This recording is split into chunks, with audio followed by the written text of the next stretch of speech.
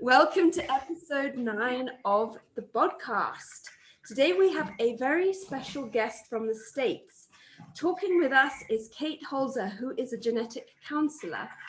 We all admit to not knowing much about this field, so I think without further ado, we'll welcome Kate to the podcast and let her tell us all about this fascinating topic. Welcome, Kate, and thanks again for joining us. And yeah, we've been so excited to have you on. Yes, thank you for having me. I just really enjoy talking about genetics and the field of genetic counseling. So I'm happy to talk more about with you guys today. That's great, because we were all just discussing before that we've not really heard of a genetic counselor at all. So, I mean, what is it exactly? Can you tell us what does a genetic counselor do? I mean, how do you get into it? What made you get into it? Yeah, definitely. It is kind of a newer field, even in the States, but it is growing more recently. But as genetic counselors, we meet with people and families and help them understand what their potential risk could be for a genetic condition for themselves or the chance that they could pass something on to their children. And we help them decide what testing might be best for them to help us figure that out. And then we help them understand the results and what that could mean for their health and for the health of their families as well. So we are kind of healthcare professionals, so we usually see people in kind of a healthcare clinic setting. We work closely with other providers, other doctors who refer their patients to us if they have a personal or family history concerning for genetic conditions. And we have a master's degree, so we do 4 years of undergrad college and then 2 years for a master's that really specializes in learning about genetics, genetic technology, genetic testing, and we also have that counseling training. So some of the people we meet with are going through some kind of tough situations, tough times, and so it's really helpful to have that counseling background as well, just to help support people.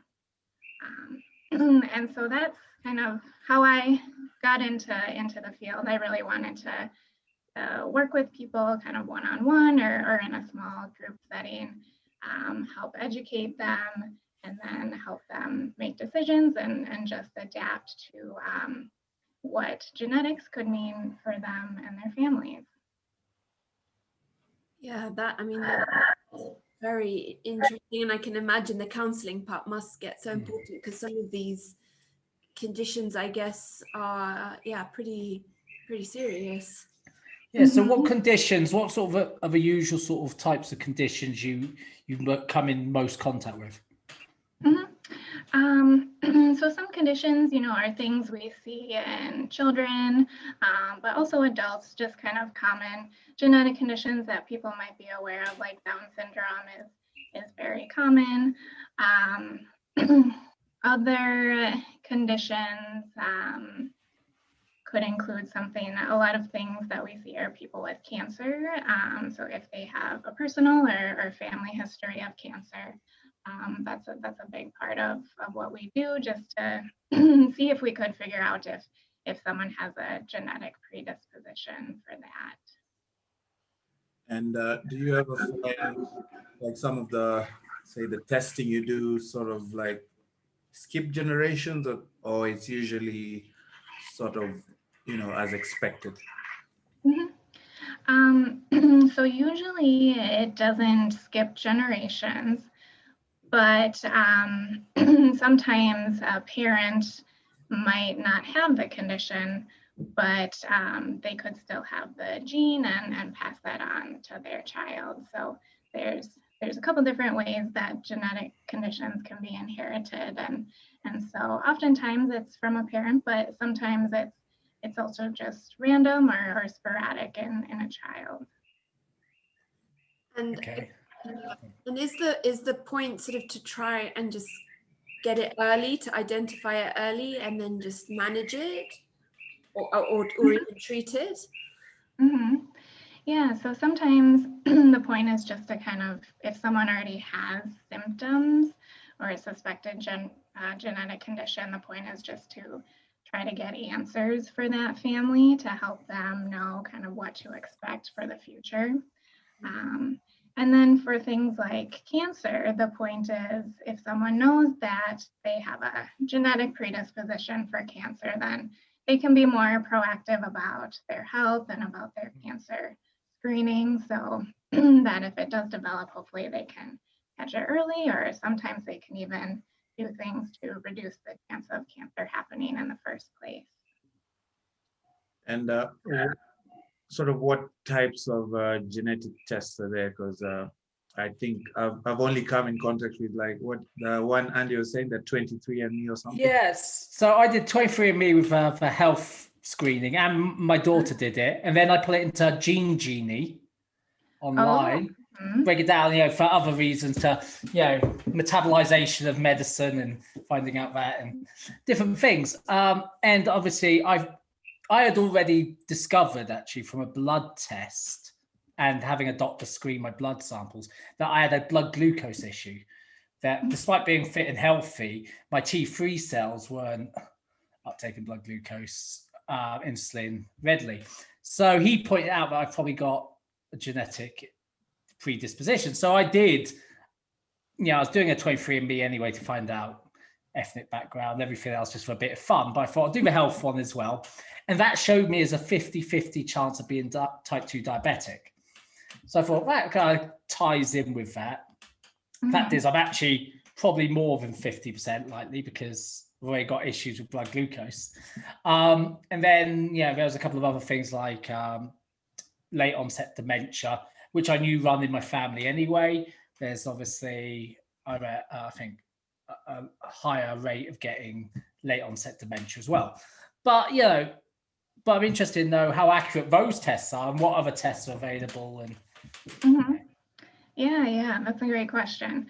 So there's kind of two different types of genetic tests that I like to think about. So the first one is the type that we usually order just in a clinical setting, usually a blood test, but now they can do saliva samples.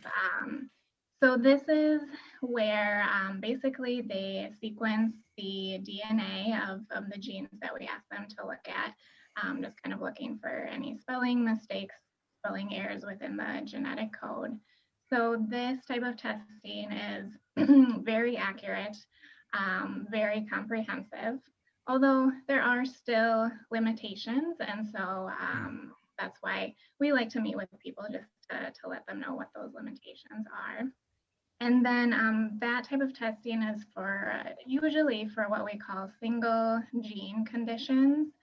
So conditions where someone has a single change in a single gene that they inherited from a parent, and that's enough to either cause a very severe genetic condition or maybe just put someone at a higher risk for things like cancer.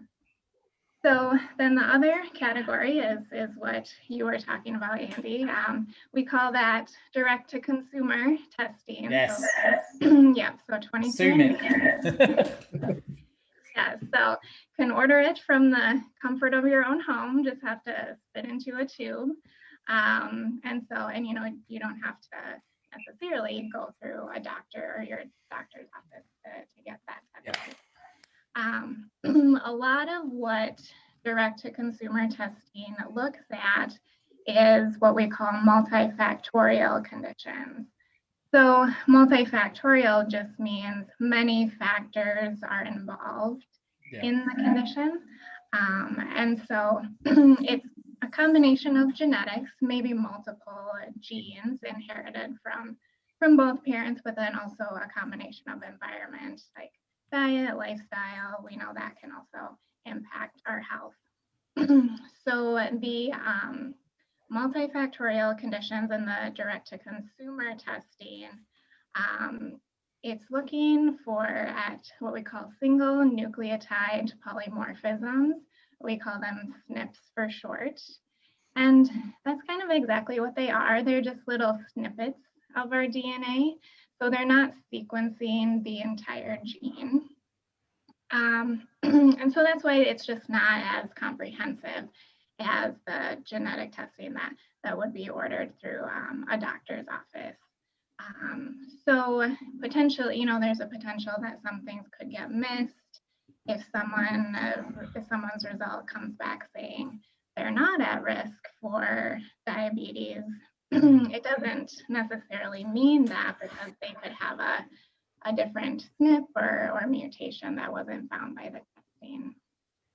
Yeah, and I suppose there's a certain element of that in the actual. Now 23andMe have had to sort of put things in there, like little disclaimers in their health thing, saying, even if it says you've got it, you've still got to go to a doctor to confirm, because a lot of people are getting told, you've got potential of getting 90% chance of getting breast cancer, and people are panicking and stressing, and it's not a full test, so you still got to go to a doctor. So you actually, before you're allowed to do get your genetic results, you got to do these little online quizzes to make sure you're okay with what results you may get. Okay, that's good. So I think that's a new thing, though. Yeah, they definitely have tried to do more education, and so I think that's good. And I think 23andMe does a pretty good job of trying to educate people before they do the test, just so that they know what some of those limitations are. Yeah, and I think again that goes back to the counselling bit. I think that's such an important element, because like Andy said, if 23andMe says you're gonna get breast cancer, and you would freak out. But if there's someone like you who can take you through it and be like, well, you don't need to freak out. Exactly. I guess all these kind of sort of at-home tests sort of have, as long as you know what you're getting into, it's okay. The thing is, most of the 23andMe tests are lifestyle type things as well. Like even the dementia, late onset dementia, a lot of that can be managed and mitigated against, so you're less likely to have a problem.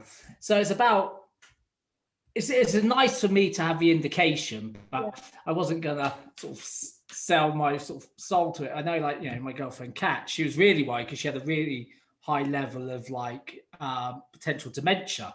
That was really high on there. And I was like, well, I spoke to Dr. Dean about it. He goes, I won't worry. He goes, it's still a lifestyle thing. Just now take that into account and make sure you're having all the things for good brain health. But some people just do 23andMe and then that's it. They're like, oh no. Yes. Just out of interest, what's sort of the pricing? Like Andy, what is 23andMe sort of cost? I think I've spent about £123. Yeah, so it's a couple of about probably $200, 100 and sort of mid 100, £150, something like that. I can't quite remember, but I think I got it on sale for $120. I think I got it when it was on discount. What's the costing for the clinical to the doctor and so usually we try to go through health insurance. The cost that they bill insurance, I think, is around $1,000, or it can be more than that. But actually, a lot of the clinical labs are now offering a patient pay price that's similar to the direct-to-consumer price of $250 US. And so that's kind of a nice option, so that people can get kind of the more comprehensive information for the same price, but they do have to go through a genetic counselor to order that. Yeah. So talk about insurance, and I know you're in the States. Is it something a lot of insurance companies will cover, or is it hard for people to get? It's usually covered. by insurance if there's an indication. And so that's why we meet with people, just to see is this testing appropriate, and so that we can make sure we're ordering the most appropriate test. Yeah.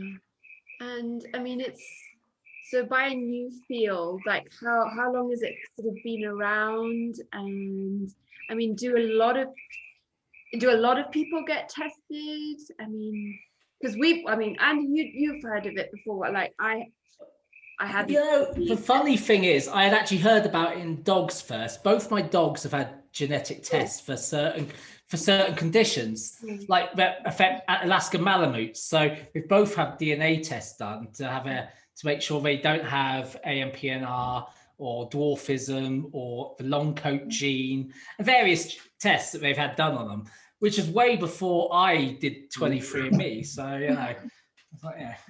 Oh, wow. Yeah.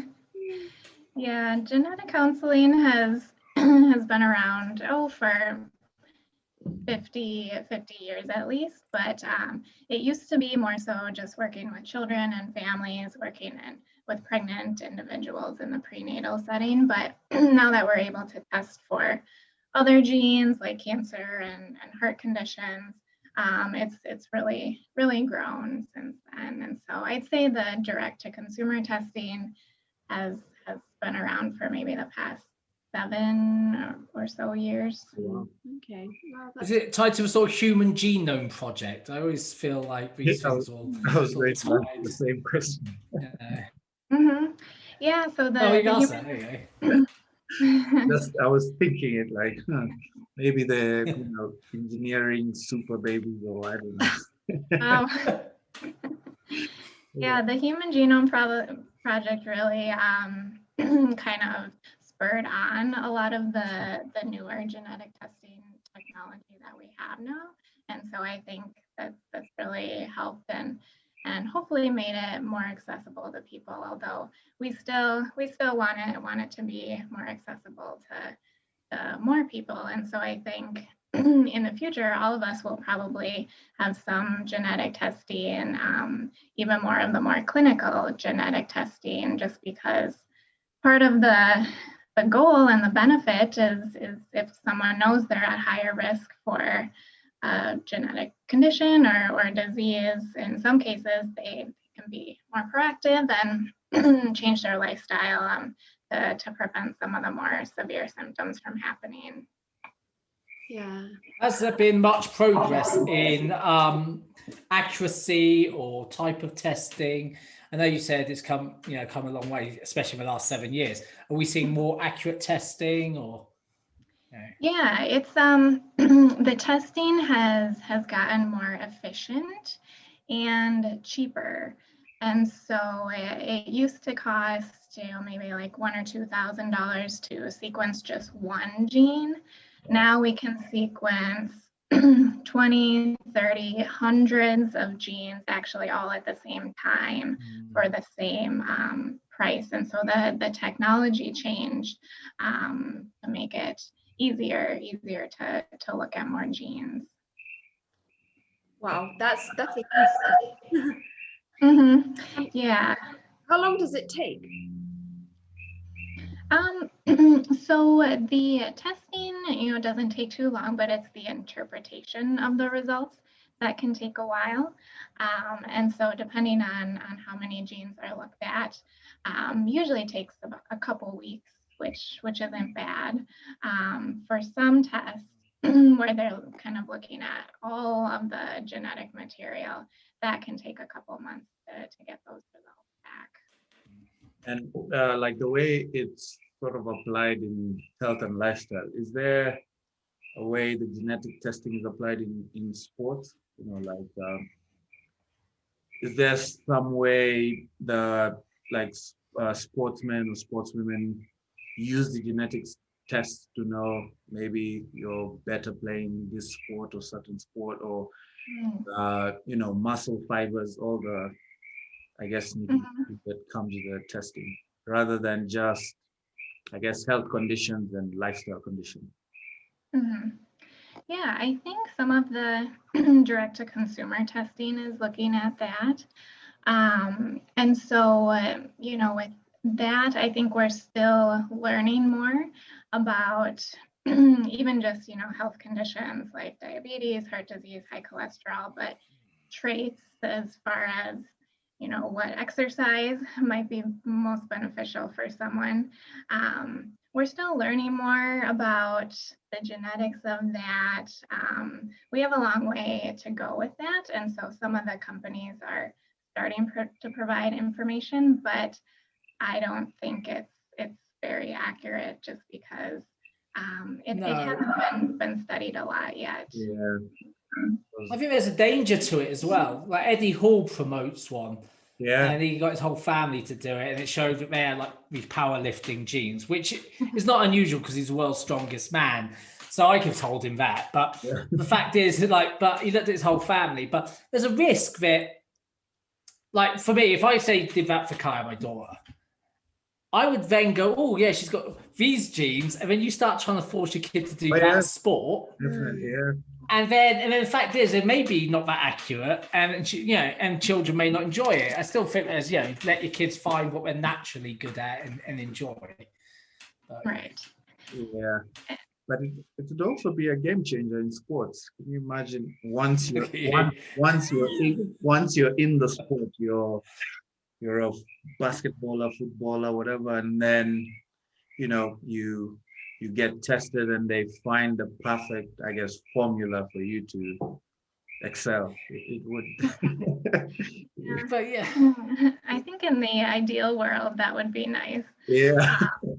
But a lot of it too, someone could just be athletic in general, and it's just about where they want to focus their talents, and a lot of it just comes from hard work and conditioning too.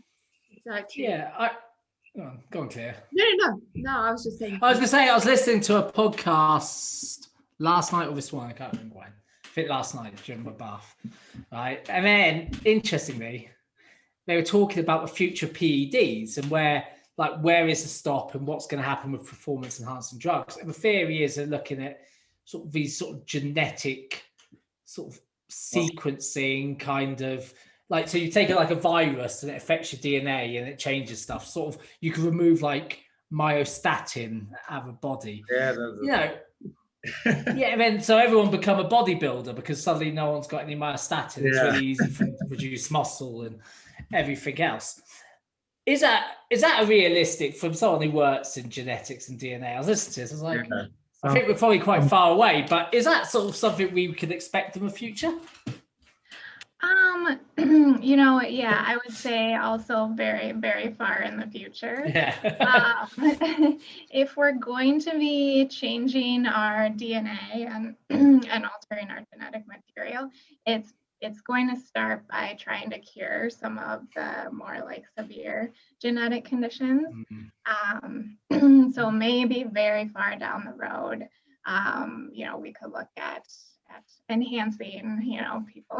Well, I don't think we should be. Personally, I don't think we should be because, it becomes who's got the biggest checkbook. Who's going to be the best sportsman. But, it's just, I'm very against sort of DNA manipulation in general outside of the health realm. Yeah. But, I do think we are quite far away. I was just interested to hear your point. Well, we actually heard of Kate through Ashley, the registered dietitian Ashley, and we were originally talking about food intolerances and allergies. And then Ashley said, well, I have this amazing friend Kate who's a genetic counsellor, and she would be much better at telling you about DNA testing for food intolerances and allergies, because I mean that has kind of reached here. Not that you can do it here, but it just seems like it's very trendy right now. We wanted to know your sort of thoughts on that. Like, is DNA testing for to tell you that you should be eating this diet or that you're gluten intolerant, are those even accurate? Do they have a place? Do they have a future? What are your thoughts on that? Yeah, Yeah, my understanding, well, traditionally allergy testing, was done through a blood test or at a doctor's office. And then it looks like, yeah, there are some, again, direct to consumer tests that are offering the genetic testing or DNA testing for food allergies.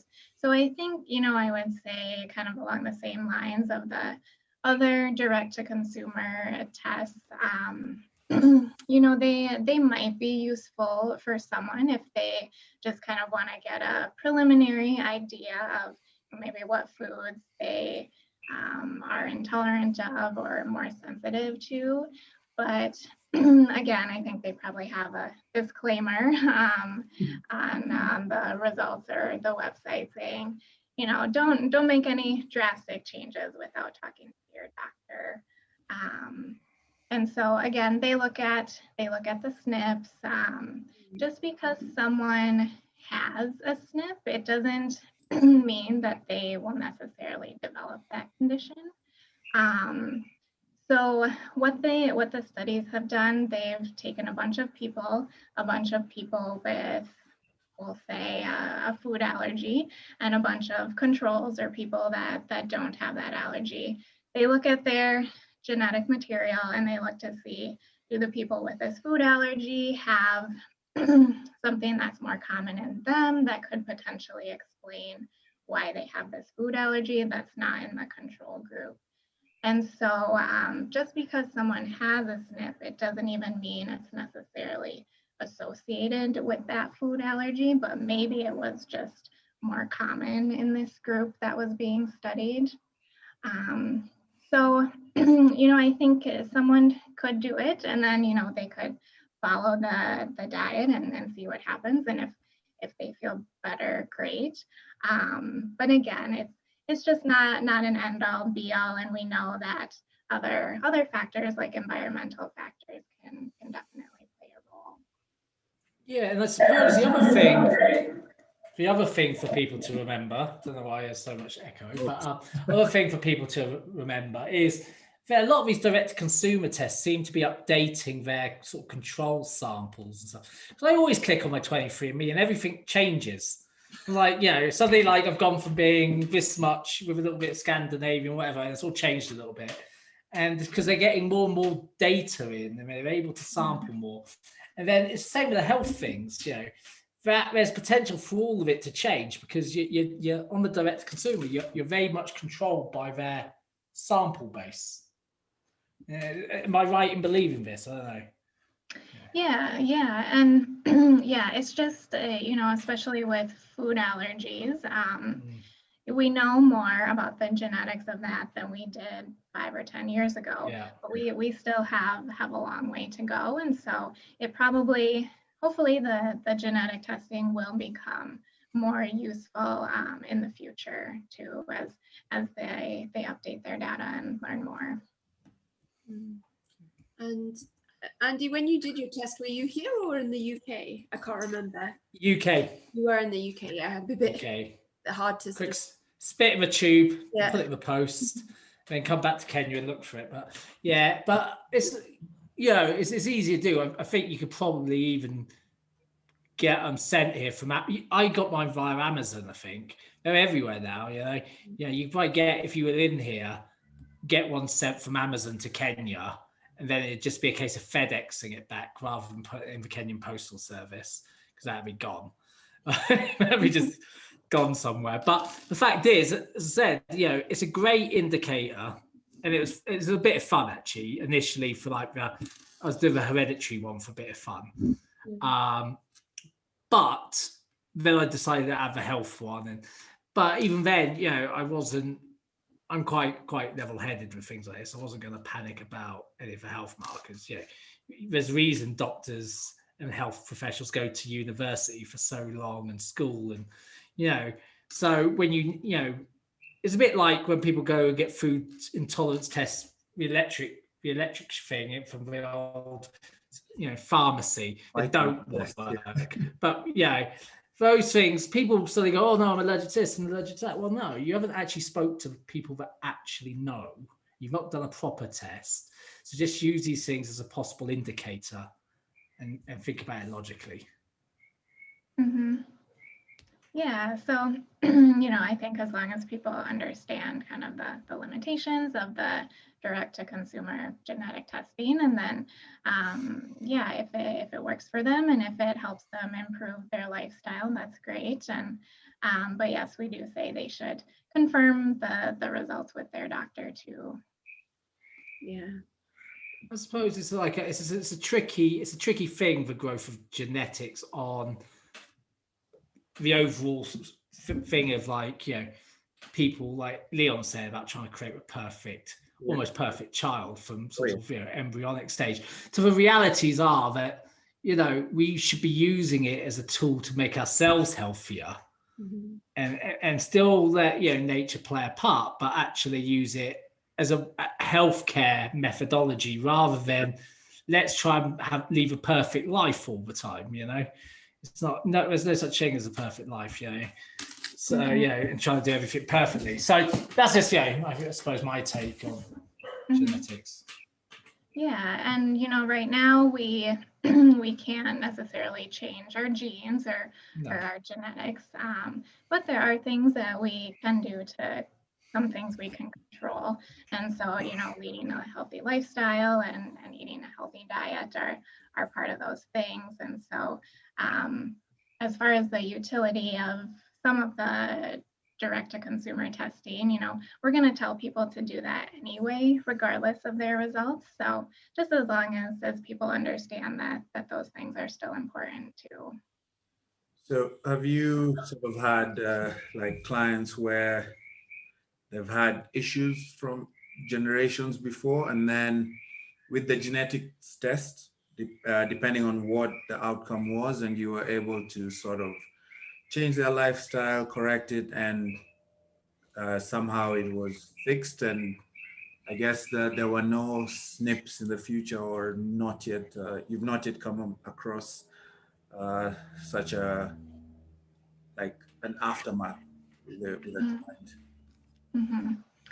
Yeah, so if we find a genetic alteration in someone that kind of explains their personal family history, we're not able to change the genetic alteration, but in some cases we can give them recommendations for how to kind of proceed with screening for potential health problems that could develop. There is technology if people want to avoid passing on a genetic condition, that they can do that using in vitro fertilization. And then they test the embryos, do genetic testing on the embryos, and they just don't implant the ones that are affected. So that's kind of the option we have right now to avoid passing it on, to kind of stop that generational pattern in the family. Oh, that sounds amazing. Yeah. And this is for just certain genetic conditions, so kind of the more single gene conditions. Yeah. Not just you, Leon, who wants a bit more athletic ability. Yeah, going through your embryos, going, no. I can see it slowly getting there. It's like, oh, now, the diseases first, and then it's like, yeah, I want an extra super athletic future baby. That's scary, because maybe in the future, like every baby will be tested. No, I'm joking, but yeah. As soon as it's born, for defects, or I mean, before it's born. Or even before it's yeah. born. The future is a bit scary if you think about it. Yeah. I mean, where do you see it going, Kate? Yeah, like I said, I think genetic testing for adults, just, healthy adults, will continue to improve and become more accessible. And then, kind of the natural progression is, do we start doing genetic testing for children, to be aware of potential things that they could develop. But there is a lot of ethical things to think about with that. For adult onset conditions, we don't recommend testing children for those, just because, you know, we think they should be able to make an informed decision themselves once they reach adulthood about whether they want to know about their risk for a genetic condition or not. Yeah. Yeah. Yeah. I was going to say, the thing I notice about it is a very holistic part of healthcare, as in, like, you're there as a counsellor, which there isn't much in other fields of medicine. Say, you know, if you go in and you know, got a problem with your heart, you see the doctor, that's it. But with you, like, someone goes in with his genetic things, you see a counsellor, you'll refer them to a test, they go see a doctor, then come back via you for like a follow-up. Is that how that works? Yep. So we usually will meet with someone. We gather all of their family history. So we take kind of a detailed look at the family history, give them information about what we were kind of dealing with, what we should be looking for.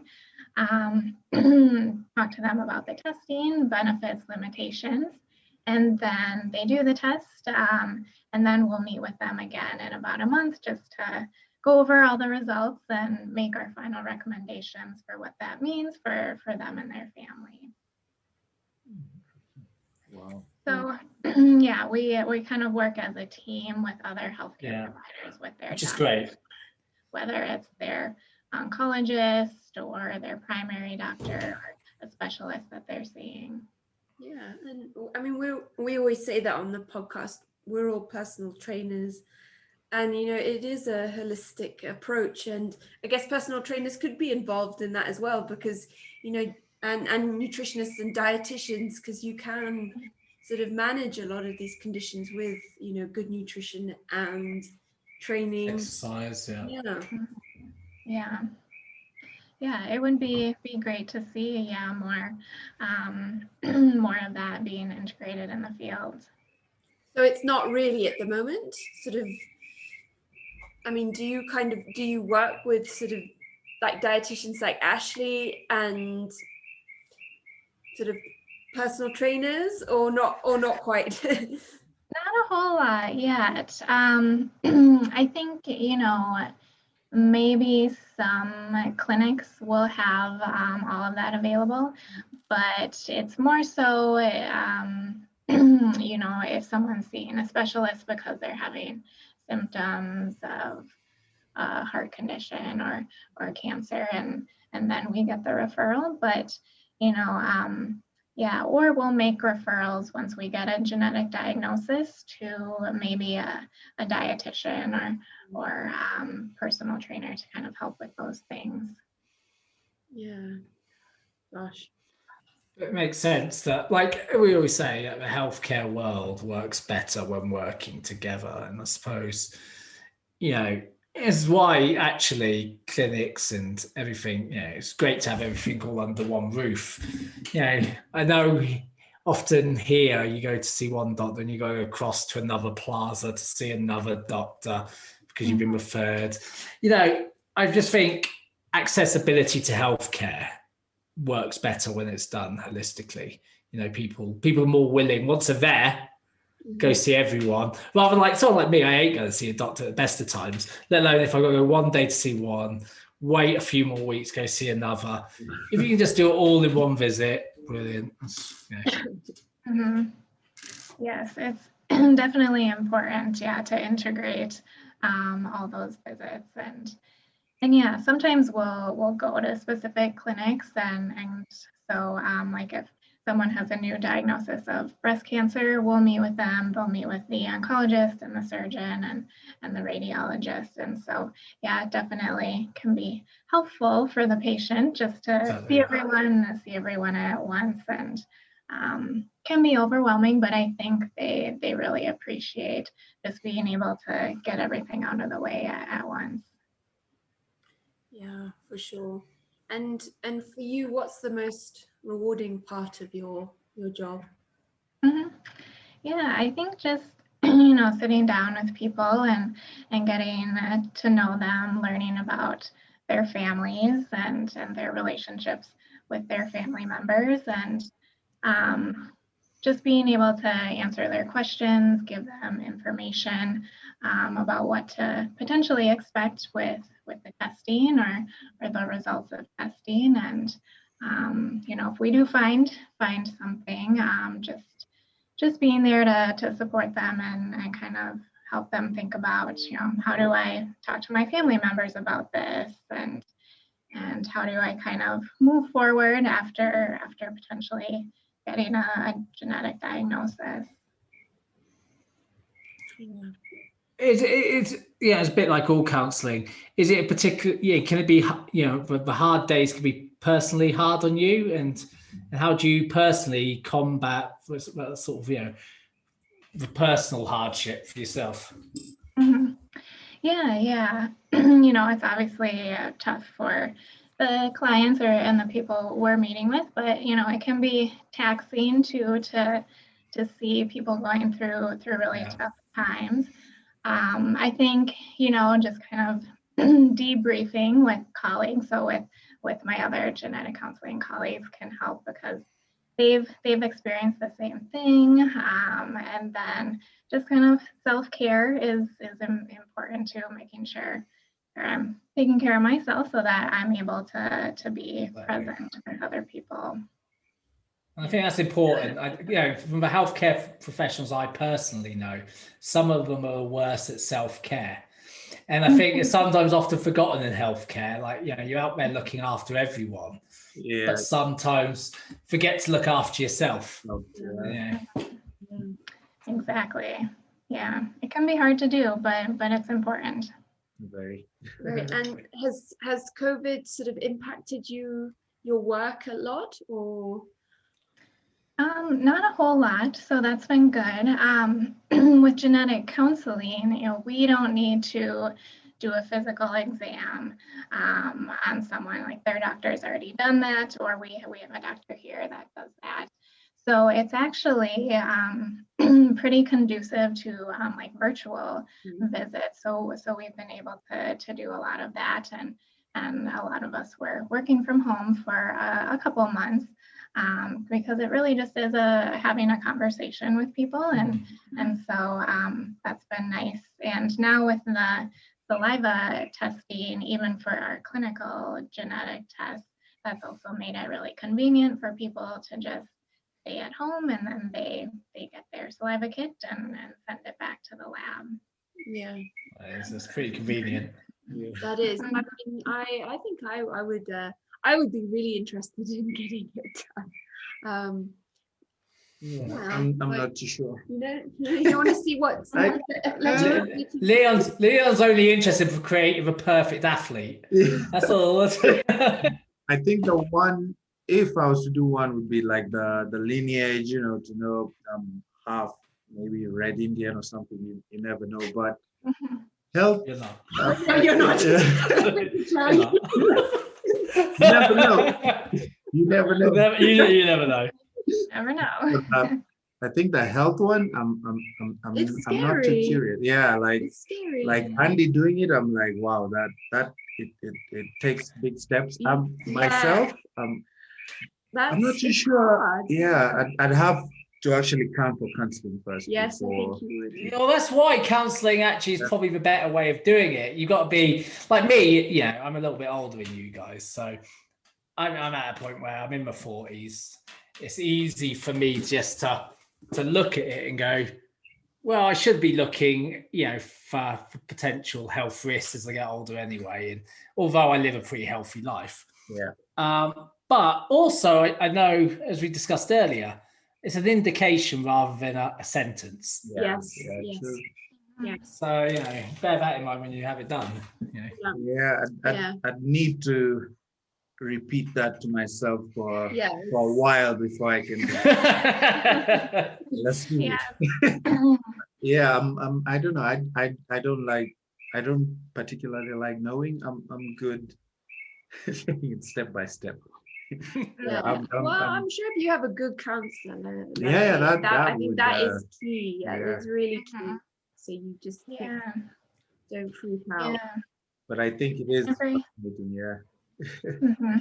Everyone's different. So some people are, I just want to know everything, I'm not going to freak out or worry about it. And other people say, maybe I don't want to know because it's just something that I'll ruminate about, I'll worry about. And, and sometimes there's nothing you can do about it for some. Yeah, we've got quite a lot that runs in our family. Like, yeah. Well, I'll be on the next flight to the States. Expect me. Come and visit. Yeah. But it's that, it's one of those things where it's like, not knowing's great for some people, especially if you suffer from anxiety anyway. Why add to that on something that may not be 100% accurate? But if you're a bit like me and you don't worry so much, then it's okay. But as Katherine says, that everyone is different. Everyone, you need to ask yourself a question: do you want to know or not? And if not, great. To be fair, I did it for my daughter, and without her really knowing what's going on. She enjoyed the spitting in the tube. She loved that bit of it. And the DNA side was fun, like the heritage side was fun for her. But I didn't go into the health thing with her. I didn't really. It was more for, and hers were lower levels of mine. So it was like, actually, she's genetically healthier than me, in theory. So it was lucky. But, it's one of those things where if something come back bad, how would I have then handled it? And that's slightly different. For me, I'm fine with me, but looking back on it, and when we did it, I wasn't even thinking about it. But now, when you look back on it, the question is, how would I react to my child having something? And she's only 8. So then, there's a whole lifetime ahead of her to change. Am I then going to be sort of helicopter parenting every step of the way? Well, not, and I suppose that's, that's one issue of doing it for children. True. They're not, I hadn't thought about that. That's very interesting. And it's our genetics, obviously it doesn't just affect us, it affects our children, and they get half of our genes, and our siblings and parents. And so it's important to think about implications for family members too when doing genetic testing. Wow. Because I suggested to my brothers they should do it, especially for the diabetes stuff, just more for them to get their minds into, not like my older brother. He'll sit down and eat a whole cake to himself. He's like, he's got zero health interest. But I was like saying to him, if I'm having problems with blood glucose, I'm super healthy compared to you, and I'm sure you must be diabetic, Mick, but he's got zero interest in doing a test because he doesn't want actually to know. He'd just rather get sick than go to a doctor. Yeah, exactly. So everyone's different, and you got to be careful when you do your test, I suppose, how you approach your siblings as well. You can't sort of force them. I just told them roughly what mine said and left it up to them what they do about it. But And do you get a lot of clients doing like the heritage one? Because I feel like that's a fun part of the year. You need a counsellor. Well, you need counselling for finding out. You're Kenyan, 100% Kenyan. You've got no Native American Indian in you. No, I think it's just like to sort of know, you find where with the whole ancestry thing, it would be. It is. I think that for me is. I wouldn't think twice. I would. It's very safe. I suppose that you could do health mapping, though, couldn't you? Is there certain you could suppose look at sort of heritage DNA and haplogroups and everything else, and overlay health markers and see if someone from a certain haplogroup or whatever it may be has a higher risk of any particular illness. Are we there yet with that? Somewhat, but not quite yet. But I think it's still in the research stages. Yeah, very interesting. That would make sense as well. Yeah, and we do know people of certain ancestry backgrounds some are at a higher risk for some things than others, and so we certainly know that, and so that's kind of something we take into account, as well as family history. And so, I always just say it's important to let your doctors know about that, just so that they can, make sure you're getting the appropriate testing and screening. Great. Well, I think you've got a client after this, so we will let you get to your client. But thank you so much. That was fascinating. And thank you. yeah, we were in the States. We would, well, Leon might not be there, but no. I'd come for my heritage one and lots of counseling. Well, if we ever do a 23andMe for his lineage, we'll let you know if there's any red Indian in there. Yeah, you never know. Yes, please update me with your results. All right, thank you again. Thank you so much. Thank you for having me. Take care. Bye. Bye.